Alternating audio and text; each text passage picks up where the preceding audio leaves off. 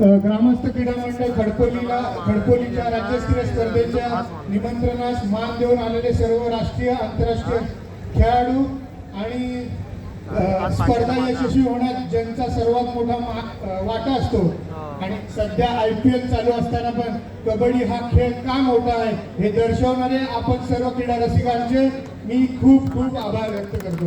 धन्यवाद. आणि ग्रामस्थ क्रीडा मंडळ खडकोलीचं विशेष कौतुक याच्यासाठी आहे की त्यांची 3 वर्षांनी तरी यात्रा होते.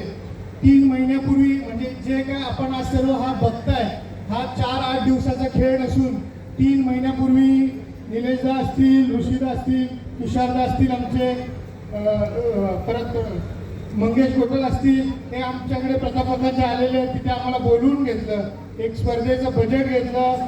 पण त्यावेळी जेव्हा ते गेल्यानंतर पण आम्ही प्रतापकाने बोललो त्यावेळी असं वाटत होतं की खडकोलीसारख्या एवढ्याशा छोट्या गावामध्ये एवढे मोठे मोठे खेळाडू खेळायला येणार, एवढ्या स्पर्धा यशस्वी कशी करायची आणि ते करतील का. तर मला पहिल्या दिवशीच मी सांगितलं होतं की ज्या दिवशी आपण 19 तारखेला रात्री फायनलचा सामना खेळू तर मला असं वाटतं की निलेशदा, ऋषीदा आणि तुषारदा आपण यामध्ये सक्सेस झालो. त्याच्यासाठी तुमचे खूप खूप आभार, धन्यवाद. आणि खडकोलीनी आमचं खूप जुने संबंध याच्यासाठी आहे की या ग्रामस्थ खडकोलीतून संजयदादा गोटल खेळायचे, मंगेश गोटल खेळायचे आणि माझे बाबा या खडकोली संघातले खेळायचे.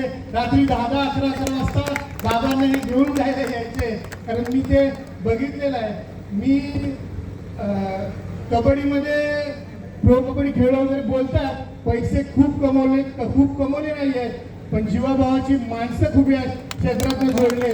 आणि आमच्याकडे अशी एक पद्धत आहे की माझा सत्कार करतात सगळे लोक पण माझ्या मागे दसपटी क्रीडा मंडळाने पेडांची 50 जणांची टीम आहे ती जी माझ्या पाठी काम करत असते. आणि आमच्यासाठी पहिला आणि शेवटचा एकच आदेश आहे, प्रताप काकांनी शब्द द्यायचा आणि तो पूर्ण करायचा. आणि दाजी आज 3 वर्षानंतर पण ज्यावेळी इथे यात्रा होईल आपण यापेक्षा जोरात स्पर्धा ह्या चालूच राहणार याच्यामुळे असे आपल्या सर्वांना ग्वाही देतो आणि सगळ्यांचे आभार व्यक्त करतो. धन्यवाद.